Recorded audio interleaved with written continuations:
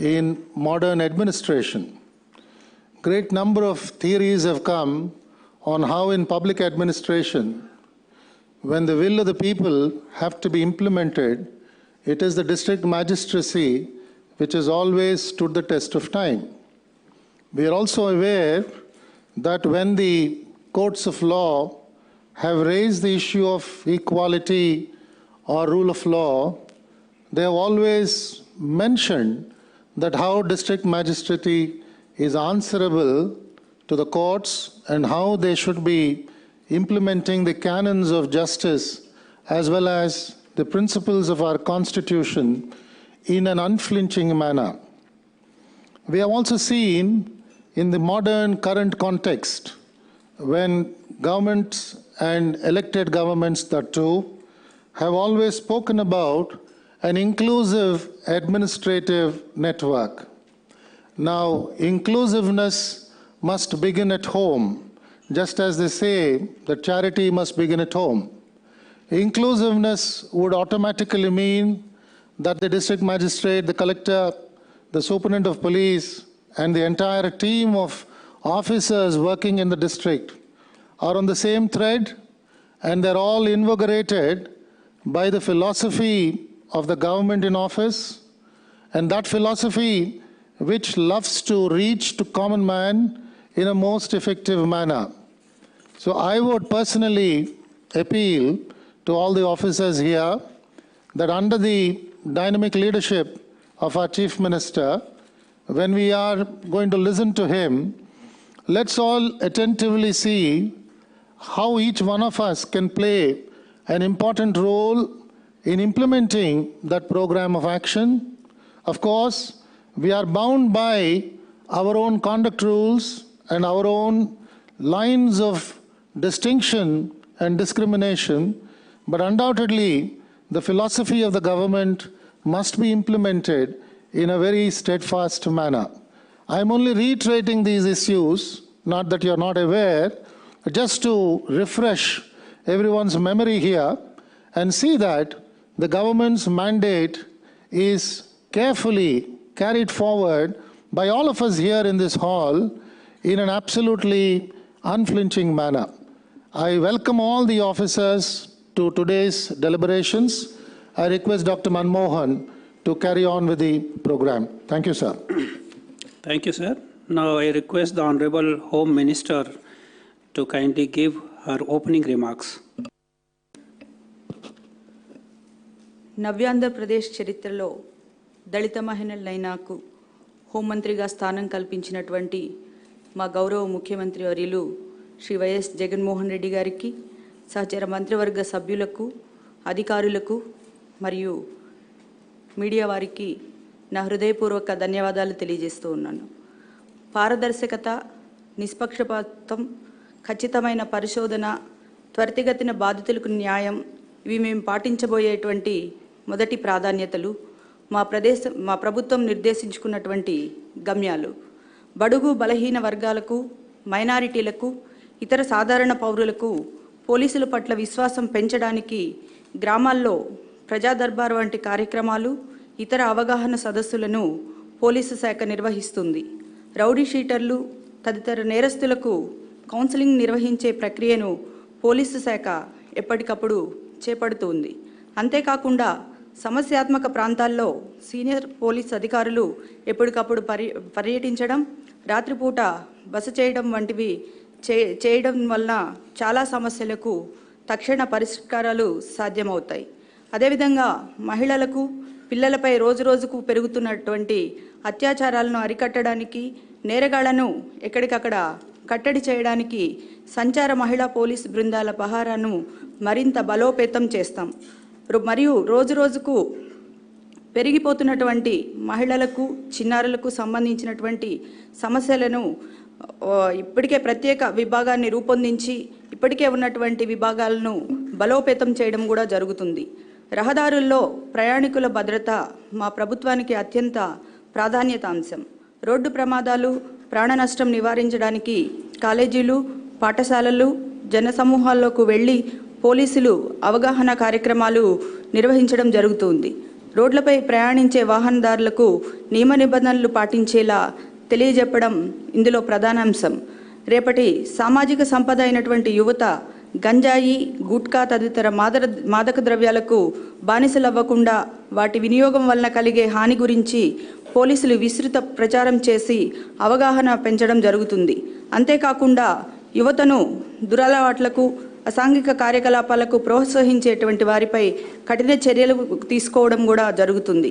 గతంలో మెట్రోపాలిటన్ సిటీస్లో ఉండేటువంటి ఈ దురలవాట్లు దురదృష్టవశాత్తు మన రాష్ట్రంలో చిన్న చిన్న ప్రాంతాలకు కూడా విస్తరించడం జరుగుతుంది. దాని మీద మనం ప్రధానంగా దృష్టి సారించవలసినటువంటి అవసరం ఉంది. అదేవిధంగా విద్యా సంస్థల్లో ర్యాగింగ్ దురాచారాన్ని అరికట్టాలని ప్రభుత్వం నిర్ణయించడం జరిగింది. ఇందులో భాగంగా యాజమాన్యాలు, విద్యార్థుల తల్లిదండ్రుల సహకారంతో ర్యాగింగ్ నిరోధక చట్టాన్ని అమలు చేయడం, అవగాహన కార్యక్రమాలు నిర్వహించడంలో పోలీసులు భాగస్వామ్యం కావడం ఇందులో ముఖ్యమైనటువంటి అంశం. అదేవిధంగా విధి నిర్వహణలో పోలీసులు ఎదుర్కొంటున్నటువంటి ఒత్తిడి తగ్గించడానికి ప్రభుత్వం వీక్లీ ఆఫ్ చేయడంతో పాటు సిబ్బంది కుటుంబాల కోసం సంక్షేమ కార్యక్రమాలు కూడా చేపడుతూ ఎప్పటికప్పుడు డిపార్ట్మెంట్తో సాన్నిహిత్యంతో పనిచేస్తుందని తెలియజేయడానికి సంతోషిస్తున్నాం.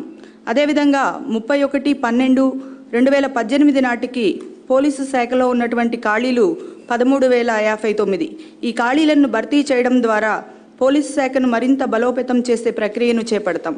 నిరుద్యోగ సమస్యను తగ్గించడానికి ప్రభుత్వం అదనంగా ఈ ఖాళీలన్నింటినీ భర్తీ చేయాలని నిర్ణయించడం జరిగింది.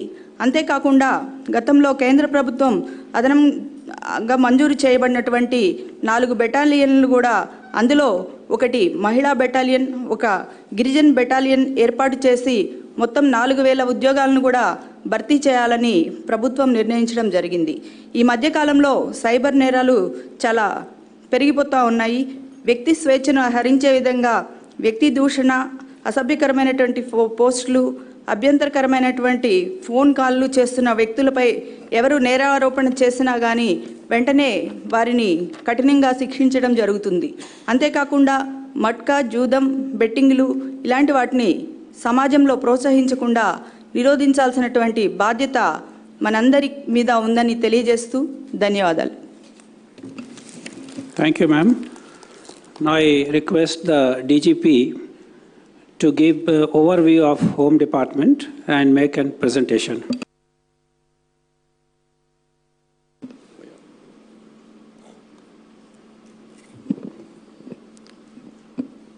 Respected Honorable Chief Minister, Sri Jagan Mohan Reddy Garu, respected Home Minister, senior ministers, the Chief Secretary, the Chief Secretaries, other Chief Secretaries, my dear senior officers and colleagues from the government service, those who are present here, on behalf of Andhra Pradesh Police, we extend our greetings and welcome to this gathering.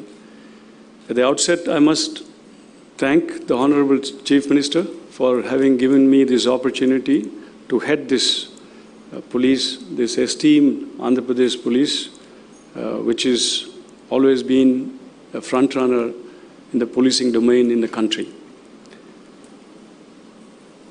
AP Police has a very proud legacy, whether it's combating terrorism. Historically, we have several institutions like Greyhound, SIB, CI Cell, Octopus, which has always been a front runner. It had a world-class training facilities like our police academy. It was one of the states which is most advanced in forensics until about a decade ago. Several reforms and standardizations in the policing were visible in our state. We were also amongst the first in dealing with cybercrime, white-collar offenses. At the same time, various security systems and even police communications, AP states was known. As well as innovations and technology adoption, we were among the forefront.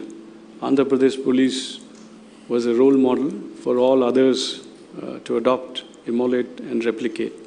And with that, that's the kind of legacy that we carry with us, and we are very proud of that, sir. The profile of AP police as we stand poised on the ground, the strength 73,366. We have 12,368 home guards, 989 police station, 195 circles, 90 subdivisions, police districts 16, 2 commissionerates, and 5 ranges, and we have 8 special armed police battalions. Now, as regards the duties and responsibility of the police, there are a lot of expectations, and these are the few duties and responsibilities amongst the many that we have listed out.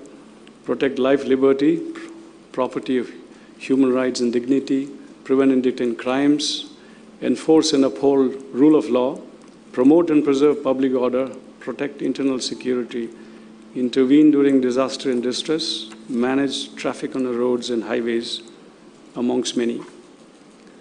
Now, we are all aware that the primary responsibility of the police, other than individual to the individuals, is maintaining law and order in the society. And we are also aware that law and order, peace and stability is absolutely essential for progress and development in any society. So therefore, we look at those concerns in the state of Andhra Pradesh that exists before us, which we, police of Andhra Pradesh, need to tackle and deal with to provide a stable atmosphere for the state to progress and develop. And they have been listed out: left-wing extremism, caste and communal conflicts, social vices and organized crime, development and related displacements, security of VIPs and installation, factions and political unrest. All of them have potential to disrupt and cause disturbances. If you look at the left-wing extremism, we have the sway over 5 districts, traditionally on the Andhra-Orissa border, and also with the recent areas of Chintur subdivision coming in, bordering Chhattisgarh. Now, apart from these 5 conventional interior areas, we also have issues about frontal and mass organization, which exists in urban centers, in mostly all over the state, starting from Tirupati, whether it's Guntur, Nellore, Karnool, Vijayawada, or Eluru, Rajahmundry, Visakhapatnam, Srikakulam. All over the state, we see the activities of frontal and mass organization. We are aware that left-wing extremists generally look for issues to engage, issues to mobilize, organize, and the masses and veer them towards agitational politics. And the issues are very many. Some of them have been listed out.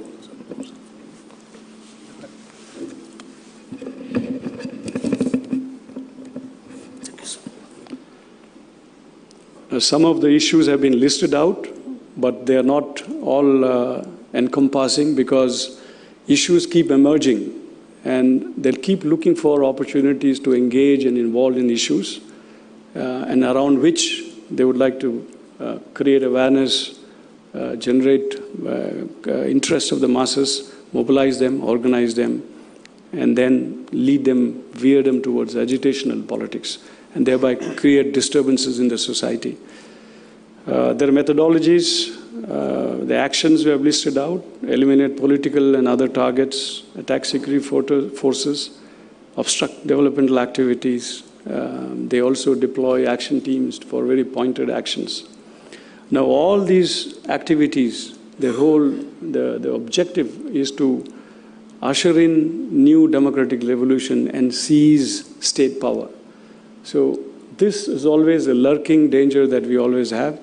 And we are also aware the capacity which the left-wing extremists, particularly the Maoists, have in creating terror in the state. So therefore, it always needs police to be on toes and be alert and constantly be one step ahead of them. And sir, Andhra Pradesh Police, we have again a legacy of being on the forefront in dealing with this left-wing extremism. On the other hand, if you look at the Maoist violence, there has been a decreasing trend. Some sporadic incidents here and there, whenever they need to really show their existence or inflict some kind of a damage to the state, they keep on indulging. Other than that, other law and order and security concerns, we have the caste and communal conflicts. In the recent years, we see that there's more and more polarization along caste and communal sectarian issues, which would also create disturbances every now and then, depending upon situation, circumstances, and the issues. We also have seen rising fundamentalism, both in national and international, which is also an area where police needs to be always alert. And we have our intelligence as well as using technology. We are also coordinating across the country and beyond on this realm. Social vices and organized crime is also another area. Betting and gambling, trafficking, bootlegging, narcotics and drugs, adulteration, which also causes disturbance in the society. We also have many issues associated with development. Whenever any development programs are undertaken, industries are being put in place or being intended, we see a lot of agitation and disturbances. The issues surrounding Polavaram, SEZ, Vamsadhara, Bhogapuram International Airport, nuclear power plant at Kovada, these are few of them. There are many other than this. Similarly, security of VIPs and installations is also an area which needs our attention, sir. Apart from which, we also have this traditional problem surrounding faction and political unrest, particularly post-elections. We still have some simmering issues emerging, but we anticipate that it's not an organized but very localized. So therefore, very soon we will be able to contain them, sir. But as long as it exists, it will cause disturbances in the society. With the post-election and upcoming local body elections also, there's a need for us to be quite prompt on that, on our toes. Now, coming to crime, sir, if you see, this is a broad outlook in terms of the nature of crime, what is reported in Andhra Pradesh. We have about 880 murder cases annually. We also listed crime against women, and that's also a priority area, a matter of concern for us, as well as road accidents. Last year, as many as 7,400 people died, lost their lives on the roads. And last year has been the minimum, because year before last 2 years, it had crossed 8,000, about 8,500 and 8,100 odd was the figures. So there is a huge loss of human life, precious lives. So there is a need for us to look at that area as well. Now, looking at crime patterns and trends in the state, we see once again bodily offenses, crimes against women, white-collar crimes, and road accidents to be one of the major heads of crime that engages us. Property, as regard the property offenses, there is a decreasing trend visible, sir. If you compare to up to May, and one of the reasons is basically police being very brisk and present on the ground in the wake of the elections that we had. As regards property offenses, the top 5 units where the property offenses are maximum are listed: Vijayawada City, West Godavari, Guntur Urban, Nellore, and East Godavari. Similarly, the bodily offenses, overall there has been a decrease, but if you look at up to May, we see that rioting and hurt cases have been increased. That is again primarily related to the election campaign and post-election time. And as regards bodily offenses, the first top 5 units, as usual, Guntur Rural has seen the maximum number of instances of bodily offenses, which is also a matter of concern. If the pattern becomes a little huge, there's a matter of concern needing interventions and special measures for that. White-collar offenses, there is an increasing trend in the white-collar offenses. If you see, mostly cheating and criminal breach of trust, and as well as what is that? The new areas, new domains, which is cybercrime, which will come to that later. And if amongst the white-collar offences, we see the maximum in West Godavari, Visakhapatnam City, Vijayawada. And this may also have its own peculiar characteristic in a very localized manner. Crime against women, there has been a decreasing trend overall, but it's an area of concern and a very continuous engagement from our side. There will be special measures from our side addressing primarily crime against women and children. And this is one area where always no amount of work is enough, because not all crime gets reported because of the reasons that exists in our traditional and conservative societies. If you look at the crime against women, once again, Guntur, Krishna, Kurnool, Visakhapatnam City and West Godavari has registered the maximum number of cases. And crime against women, as I said, also relates to the ease of reporting, and in some state districts we see that they come forth and complain. Cases against the weaker sections, particularly SC/ST offences, overall there has been a decrease, but then again that's an area of concern. So therefore we'll be also very constantly monitoring and watching that. And up to May this year, if you see the comparative statement of crime, there has been a decrease, but we see that hurt cases, once again related to election period. Crime against the weaker section, SC/STs, once again amongst the top 5 units, you find Guntur, Kurnool registering the maximum number of cases, followed by Prakasham, West Godavari and Kadapa. Road accident, as I said, sir, is an area of much concern. During last year, AP Police was amongst the top 2 states where we have been able to intervene and see that the trend is bucked, and then the increase has been contained as in the past it was. So if you see today with regards to the road safety per lakh population, Andhra Pradesh stands 10th, in 10th position if you relate it to deaths per lakh for population. As I mentioned, 2018 it was the second best performing state.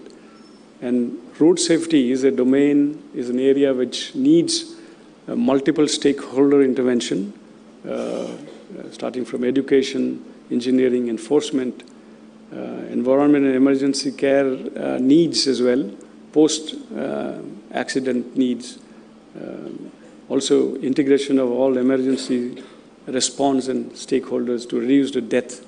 The golden hour concept is very critical during road accident strategies that we put in place.